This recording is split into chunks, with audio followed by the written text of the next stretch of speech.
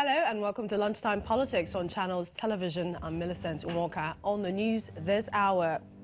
Tomorrow is supplementary elections in about 6 states of the Federation. Although court orders will stall conclusion in 2 states, INEC will also finalize elections for state and National Assembly elections in 18 other centers across the Federation, including the Federal Capital Territory.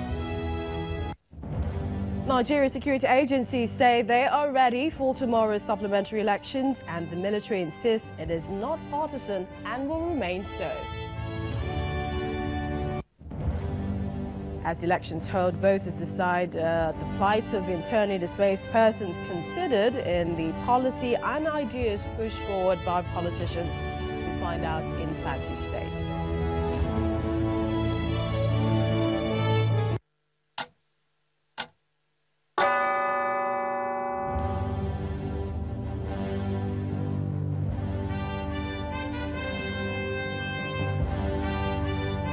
Welcome everyone to the program. Now let's get on the racetrack this afternoon, and for this half hour or so we shall be dwelling on tomorrow's supplementary elections across several states of the Federation, with some live reports from our correspondents on the field. Well, some of the elections were declared inconclusive due to varying issues, and it gave details for tomorrow's exercise at a press briefing in Abuja. The deadlock over the governorship election in Rivers State and 6 other states with inconclusive elections appears to be over, as the Independent National Electoral Commission (INEC) has reviewed the conduct of the 29 governorship and 991 state constituency elections held on the 9th of March 2019. With 22 state governors-elect waiting for their certificates of return, the electoral body announces a timeline for the conclusion of the governorship election in Rivers State. There will be resumption of collation and announcement of results. Resumption of collation and announcement of results. And this will take place between the 2nd to the 5th day of April 2019. And it will take place in Port Harcourt. And the venue for this particular activity will be agreed upon between the Commission and the critical stakeholders in the electoral process. Although there is a court order on Adamawa elections, the INEC commissioner explains that Adamawa State and 5 others with inconclusive elections will also be having their elections on the 23rd of March, as the commission insists on concluding the process. We have complied with the court order saying we should not hold elections in Adamawa State. But in these 2 state constituencies, elections will go on because it has nothing to do with the pending action before the court. Away from the news conference, a group of protesters with the name Bring Back Our Mandate was at the commission to begin a daily sit-out. The convener of the group, who insists that the presidential election was not transparent, appeals to INEC to obey the rule of law ahead of the supplementary elections. We demand for our mandate because we believe that INEC did not do the right thing. We are here on behalf of the rest of Nigerians, the women, the youth, and every Nigerian who means well for our democracy. And most of the reason why we are here because of the presidential election. We believe the presidential election wasn't free and fair. The returning officers in Adamawa, Bauchi, Benue, Kano, Plateau and Sokoto State had declared the governorship elections inconclusive, but the commission expresses determination to conclude the process without violating court orders.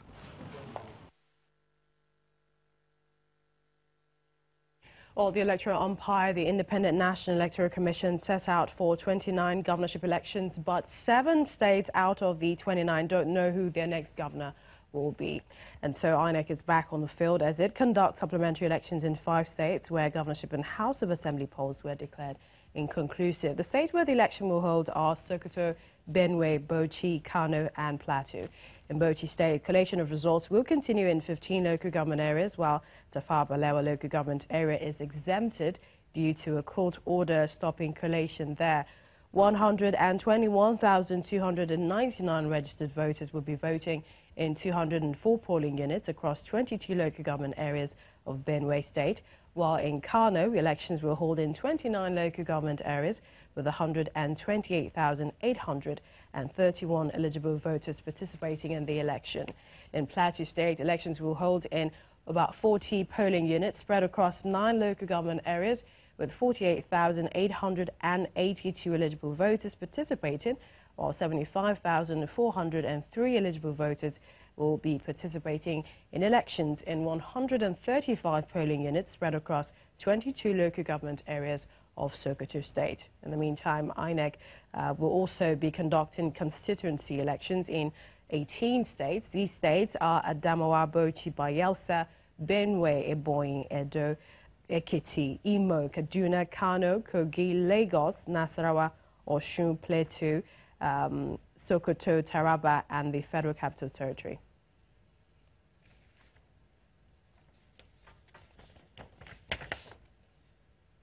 Well, Sokoto State in Northwest region is our next up. In that state, 75,403 voters, or rather votes, are in contention across 25 local government areas. We're live at the INEC office in Sokoto, and we have Kayla Megwa, our correspondent, who is there to give us the latest. Good to see you, Kayla. Hi, Millicent. We're here with the resident electoral commissioner for Sokoto State, and he's going to be talking to us a bit about, the scope of the elections and what the hopes and expectations are come the elections tomorrow. Nice to have a chat with you, sir. Thank you very much. Okay, so talk to us about how many places these elections are going to hold and the preparedness of INEC towards the polls. Well, the supplementary election in Sokoto State is going to hold in about 22 local governments. That is short of one because we have 23 local government here. Across the state, we have over 135 polling units that the election is going to take place in, and the total number of voters involved is about 75,043 that are going to be involved in this election that will be coming up tomorrow so far. When it comes to the voter apathy, because a few people have been worried that a lot of people may not come out as much as they did in the last election, what do you think about that situation?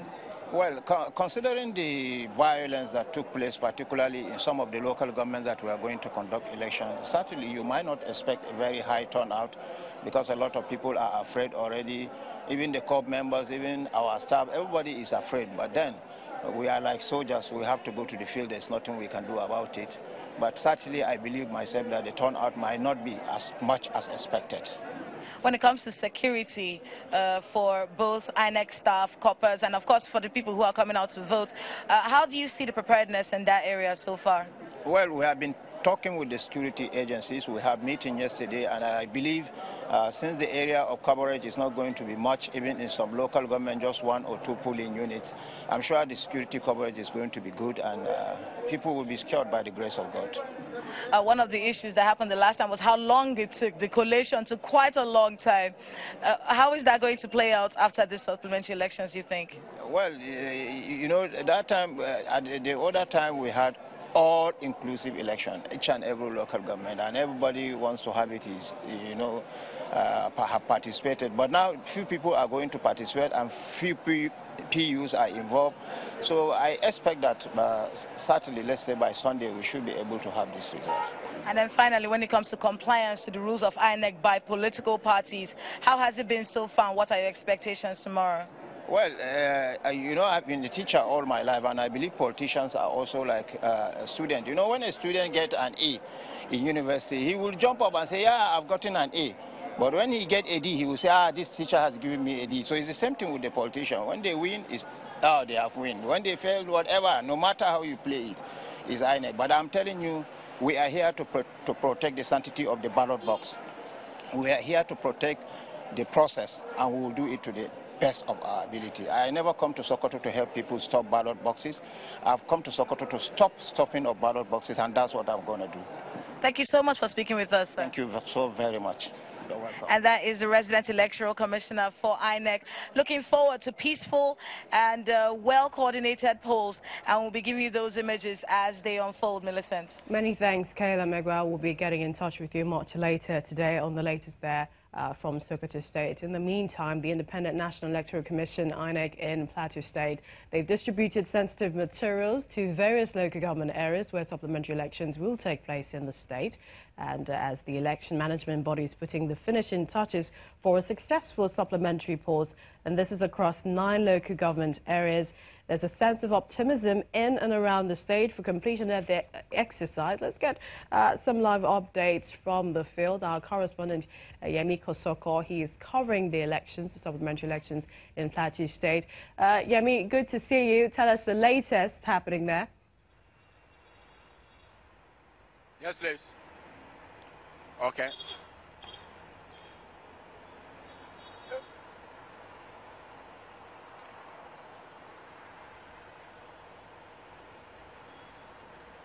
Well, thank you.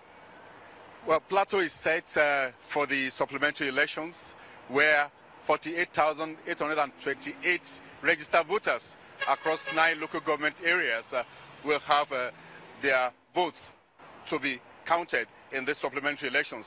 The local governments where these 48,828 registered voters will be taking place is Barikin-Ladi, Bassa,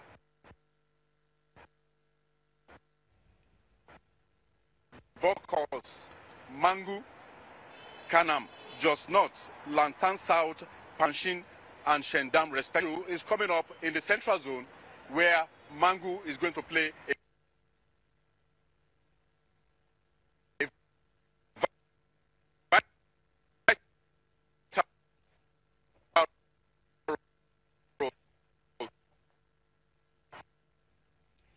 Hopefully we'll get to our correspondent there having a bit of audio issues there, but telling us about some of the local government areas getting ready for the supplementary elections. Let's also not forget what Kayla said when she spoke to the REC in Sokoto State with regards to preparations there as well. I'll be coming back to more of our correspondents covering the other supplementary elections in other states. But in the meantime, the Nigerian Army, they appear not to be taking chances ahead of tomorrow's exercise, considering the sorts of preparations that have been put in place.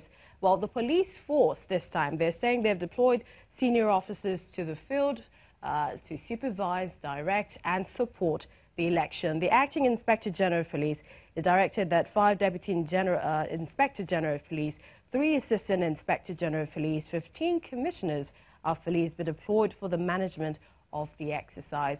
The Inspector General has also directed the Zonal Assistant Inspectors General of Police and their respective Commissioners of Police in states where supplementary elections are taking place to ensure that adequate mechanisms are put in place towards ensuring a safe and secure environment.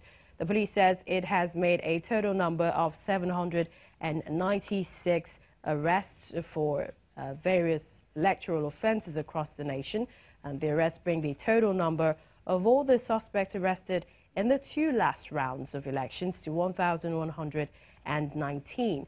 And the IGP has pledged a wholesome investigation and diligent prosecution in concern, or rather in collaboration with INEC. Now, Mr. Damu has sent out a stern warning to politicians not to undermine the electoral process by engaging in untoward practices such as snatching of ballot boxes, vote trading and violence of any kind, stressing that violators will be made to face the full consequence of the law.